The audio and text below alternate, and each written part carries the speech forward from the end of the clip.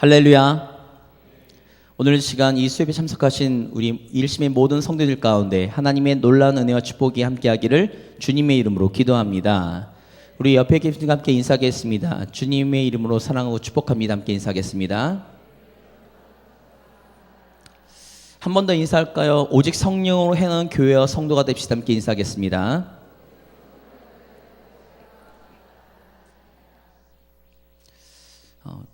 제가 설교라 지난번 설교 때는 머리를 못 잘라가지고 이번 설교 때는 제가 최우선으로 머리를 잘랐습니다.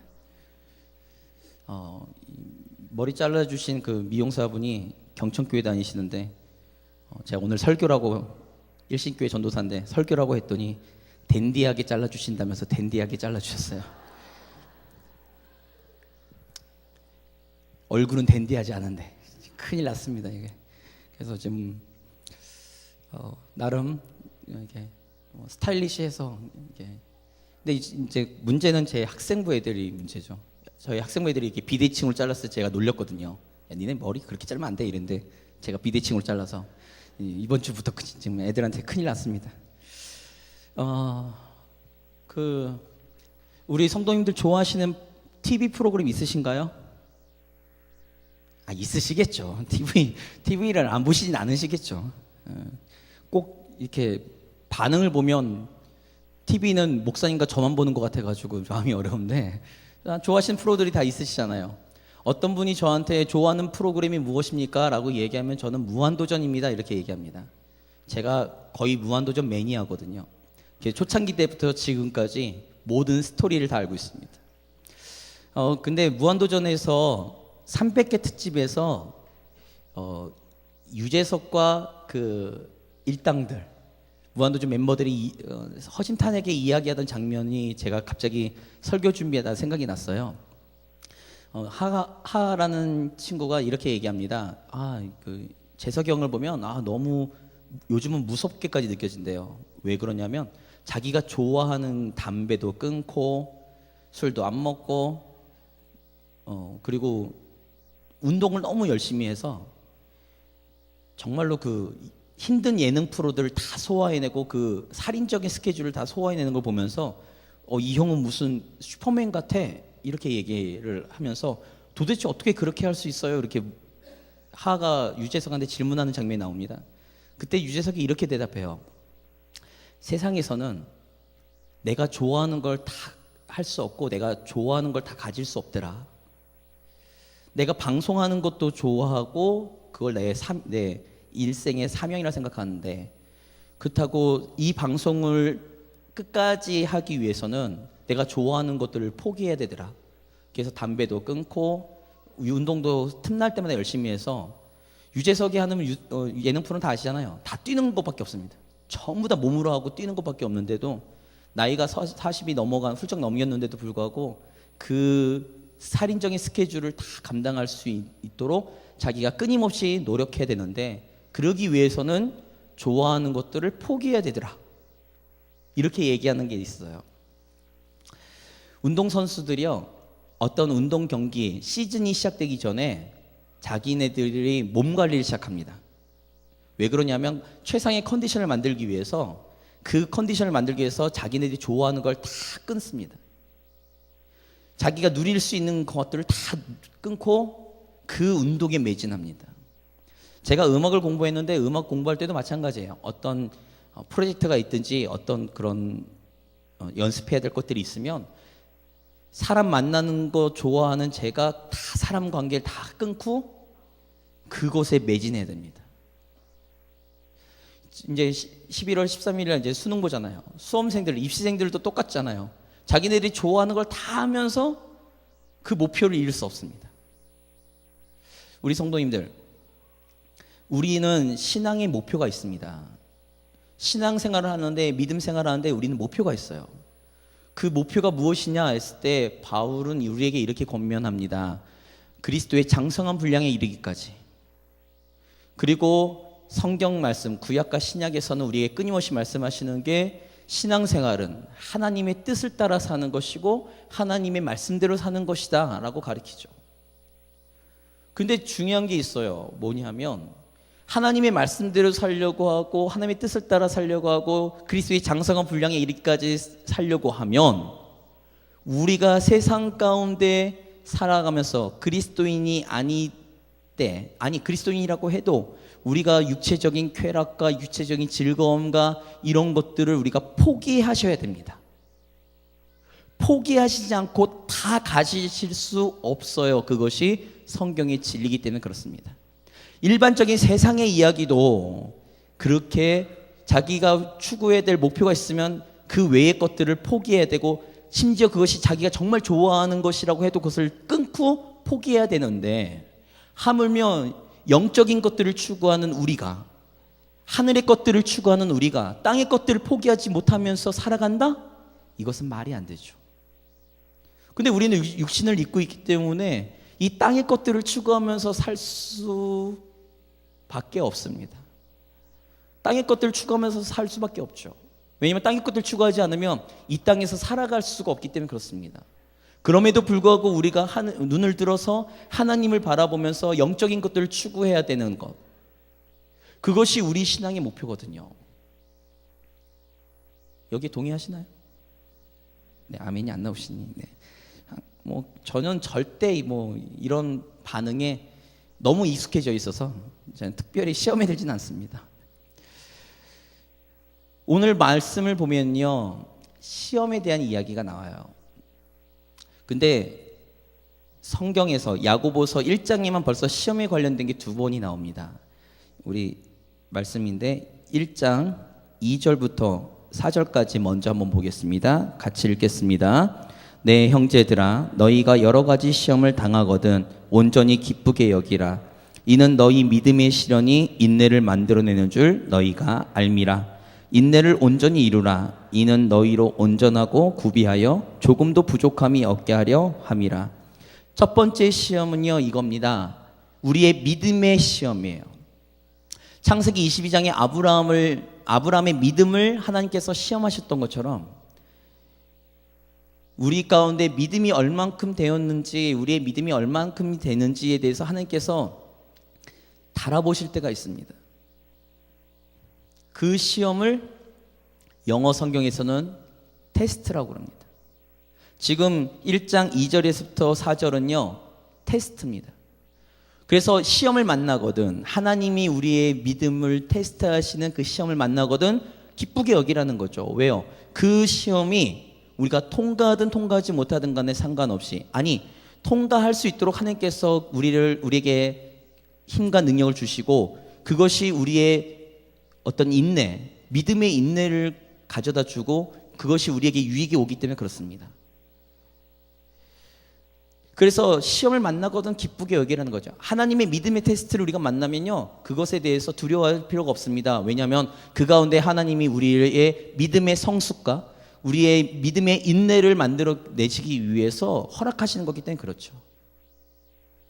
그래서 알고 계신지 모르겠지만 아이들이 시험 볼 때 그걸 테스트라고 그럴 때 사실상 시험을 잘 보든 못 보든 간에 중요한 게 뭐냐면 나의 수준을 알 수 있기 때문에 그 테스트는 잘 보든 못 보든 상관없습니다.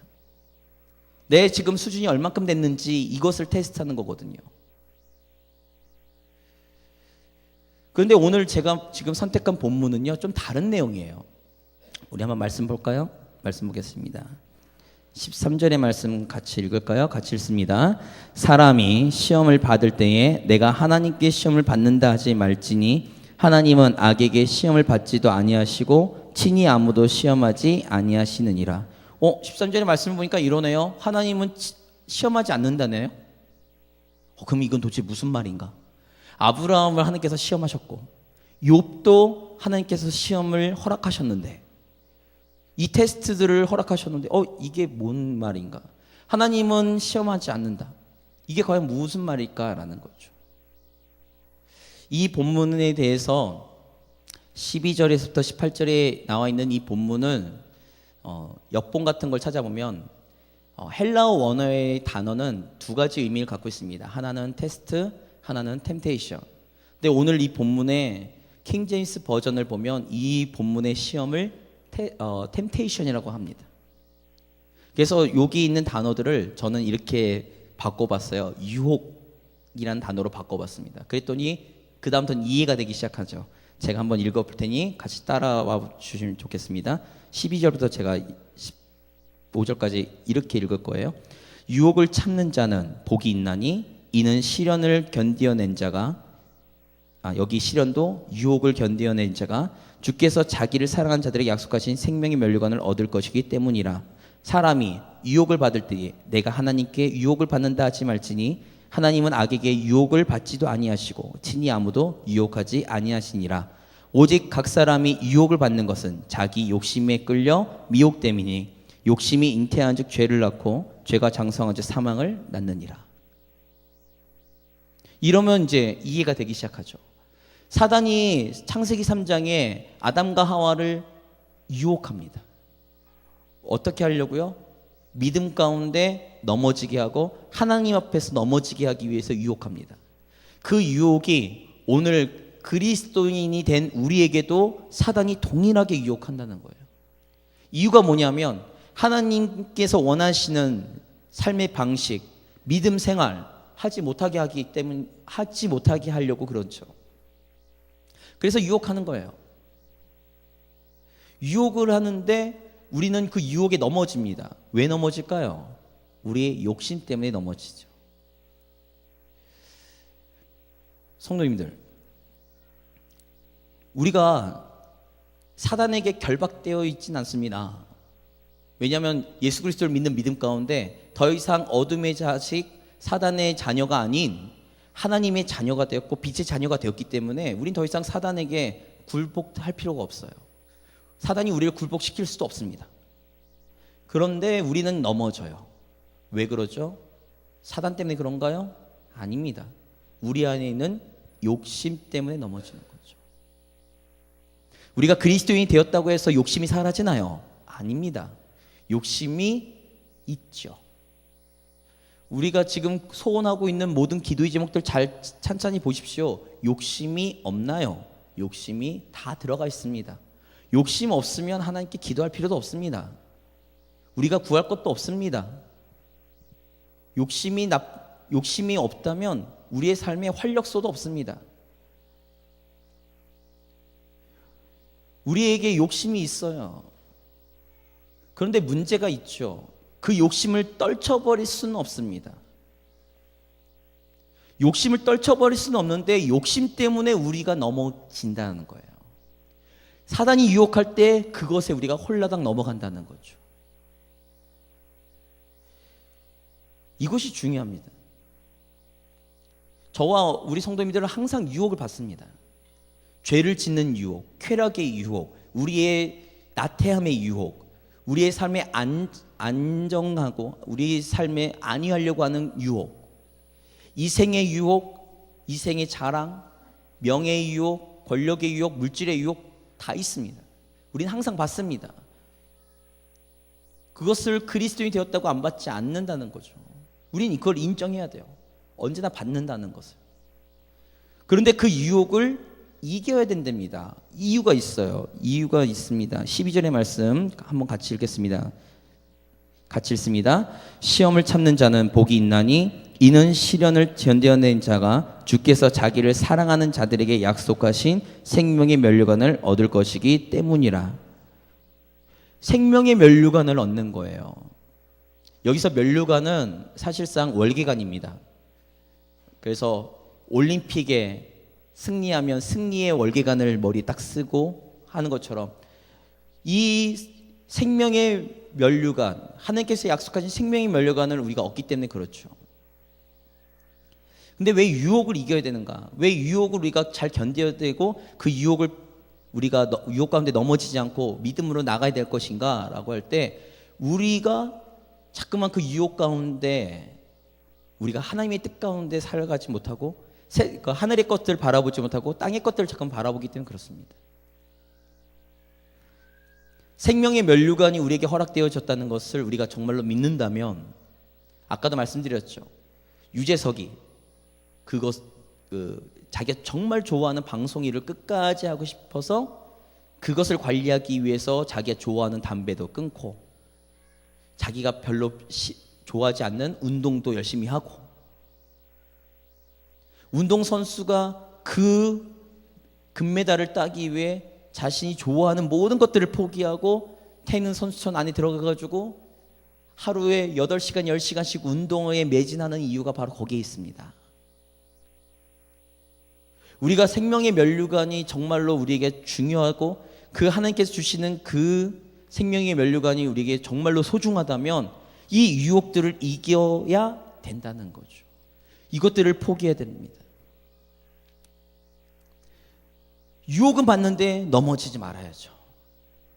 우리가 유혹을 받을 수 없다 이건 아니니까. 유혹을 받아도 넘어지지 않아야 된다는 거죠. 그런데 유혹이 넘어지는 이유가 아까 말씀 읽은 것처럼 14절의 말씀이에요. 14절 15절 같이 읽겠습니다. 오직 각 사람이 시험을 받는 것은 자기 욕심에 끌려 미혹됨이니 욕심이 잉태한 즉 죄를 낳고 죄가 장성한 즉 사망을 낳느니라. 우리의 욕심에 끌려서 유혹을 받는 거예요. 자석이 쇠붙이를 끌어당기듯이 우리의 욕심은 그 유혹에 약합니다. 그러다 보니 바울은 항상 자신을 고백하는 게 무엇냐? 자기가 갈라디아서 2장 20절에 내가 그리스도와 함께 십자가에 못 박혔다. 내가 십자가에서 죽었다. 내 옛사람은 죽었다. 내 욕심은 죽었다. 이제 그리스도가 내 삶의 주인이고 그리스도로서 나는 살아갈 것이다. 이것에 대한 선언인 거죠. 우리 성도님들은 어떠세요? 우리 성도님들은 어떤 고백을 하고 계십니까? 우리 성도님들은 과연 내가 유혹을 받는 것이 그저 그냥 사단이 주는 것에서 그치는 건가요? 아니면 내 안에 감춰져 있는 욕심 때문에 내가 넘어지고 있다는 사실을 아직 인식하지 못하고 계시나요? 우리 스스로를 잘 아셔야 됩니다. 지피지기면 백전백승이라고 내 자신을 잘 알아야 돼요.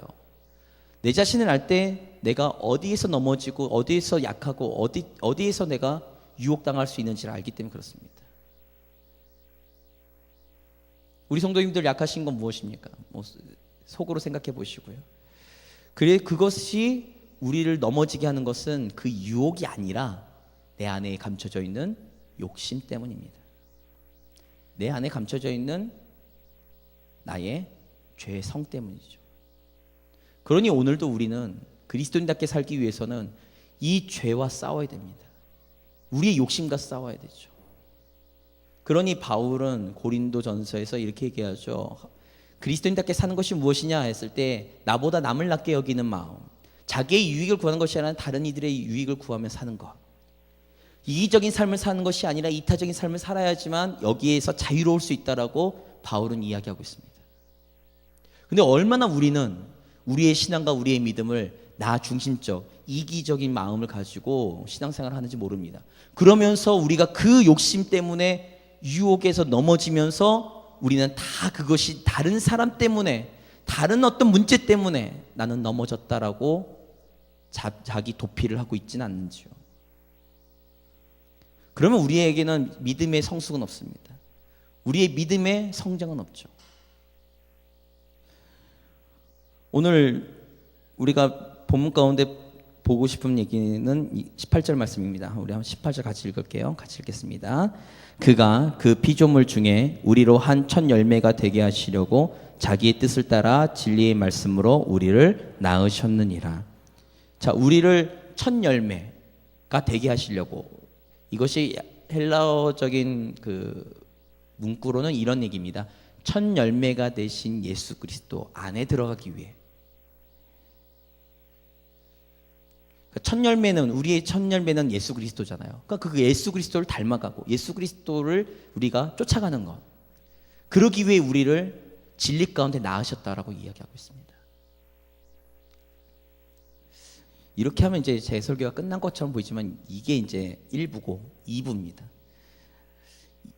그러면 우리가 어떤 것은 테스트고 어떤 것은 템테이션이냐, 이것을 구분할 수 있는 구분법이 필요합니다. 분별력이 필요하죠. 우리 성도님들 어떠세요? 어떤 거는 테스트일 것 같고 어떤 거는 템테이션일 것 같습니까? 제가 묻고 싶은 거예요. 이렇게 이분법적으로 생각하시는 분들이 굉장히 많습니다. 그래서 어떤 거에 오면 이게 테스트일까 템테이션일까? 이게 테스트가 맞나?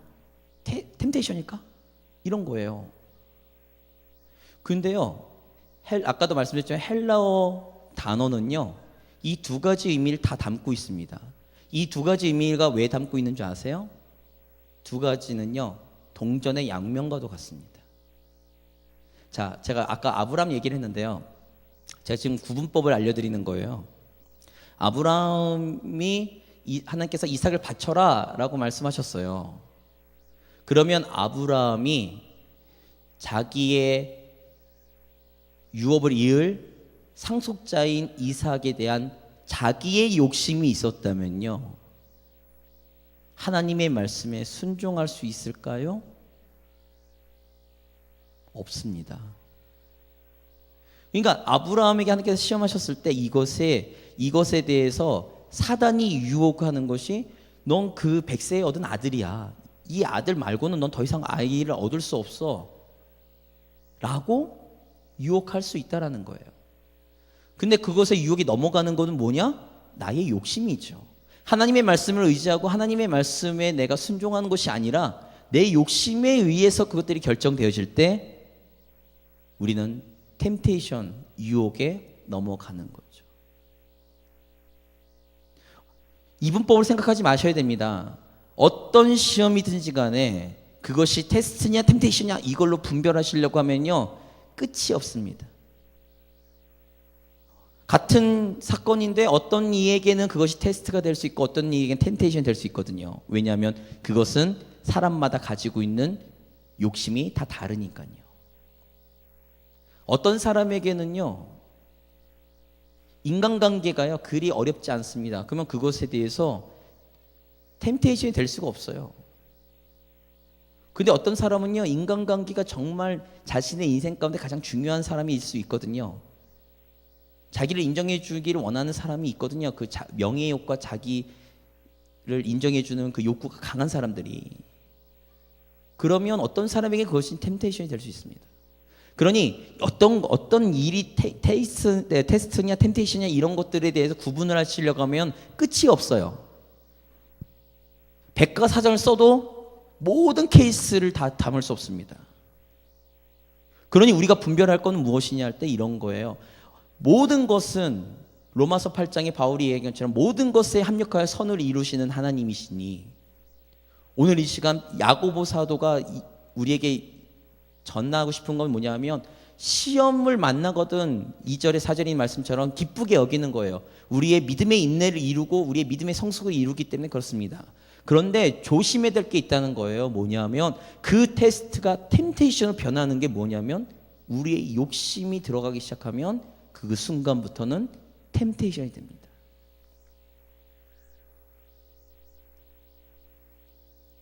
이렇게 생각할 수 있는 거예요. 뭐냐면 창세기 22장에 아브라함 얘기가 아브라함은 자녀에 대한 애착이 좀 덜한가 보다 라고 이해하면 그것은 테스트가 되죠.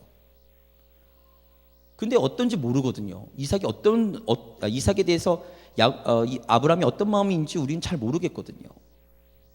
근데 그것이 템테이션이 안 될 수 있는 이유가 뭐냐면, 아브라함은 하나님의 말씀에 믿음으로 순종해 나가고 그 아이에 대한 욕심들을 다 내려놓았으니, 그러니 그것은 더 이상 템테이션이 될 수 없죠. 그러나 그전에는 이 부분들이 템테이션이었습니다. 아브라함에게는 유혹이었어요.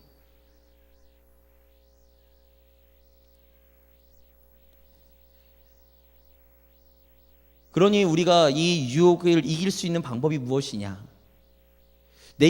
난 욕심을 버릴 수가 없는데, 이 욕심을 버릴 수가 없는데 나는 그러면 이 유혹 가운데 항상 넘어져야 되는 것이냐? 라고 할 때 마지막 답이 여기에 있습니다. 13절 다시 한번 읽을게요. 13절에 12절입니다. 같이 찬찬히 잘 생각하시면서 답을 찾으시면서 한번 읽어볼게요. 같이 읽겠습니다. 시험을 참는 자는 복이 있나니 이는 시련을 견디어낸 자가 주께서 자기를 사랑하는 자들에게 약속하신 생명의 면류관을 얻을 것이기 때문이라. 우리가 템테이션에서 이길 수 있는 방법이 12절 안에 숨어져 있습니다. 뭘까요? 네? 아닌데요. 제가 알기로는 세 번역입니다. 세 번역에서는 이렇게 얘기하고 있습니다. 하나님을 사랑하는 자들에게 약속하신 생명의 면류관. 우리가 템테이션을 이길 수 있는 방법이 뭔지 아세요? 하나님을 사랑하는 것입니다. 하나님을 사랑하면 우리는 템테이션을 이길 수 있어요.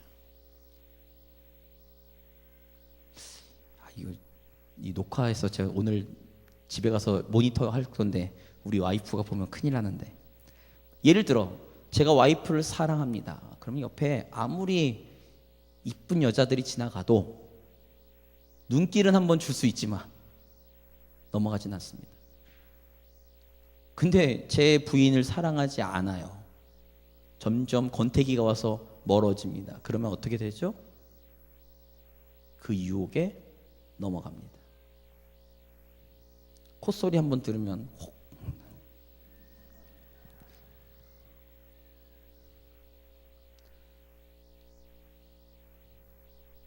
중요한 게 뭐냐? 테스트냐 템테이션이냐? 이게 중요한 게 아니에요. 제가 오늘 말씀드리고 싶은 요지는 이겁니다.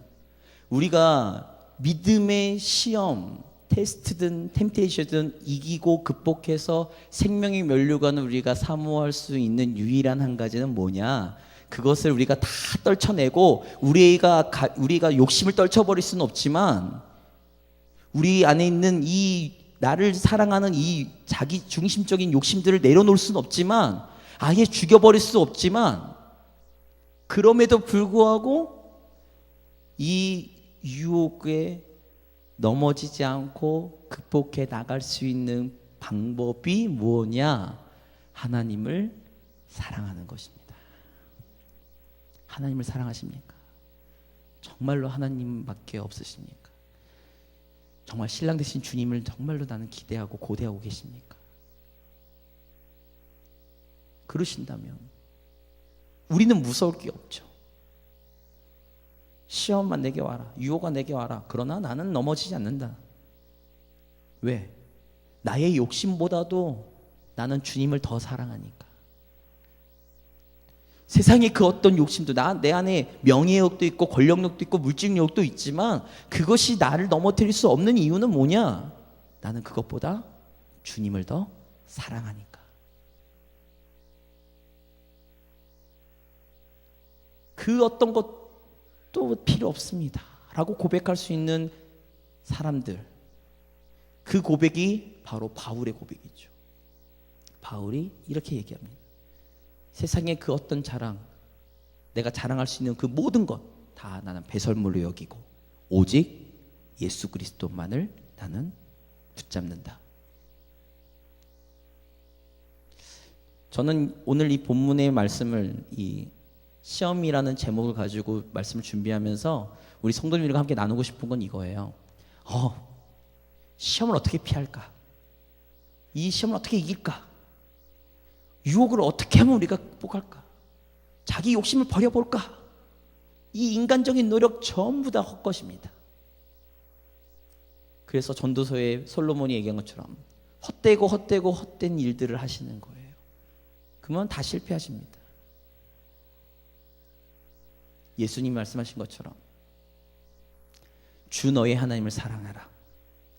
목숨을 다하여 우리의 힘과 정성과 모든 것을 다해서 주 너의 하나님을 사랑하라.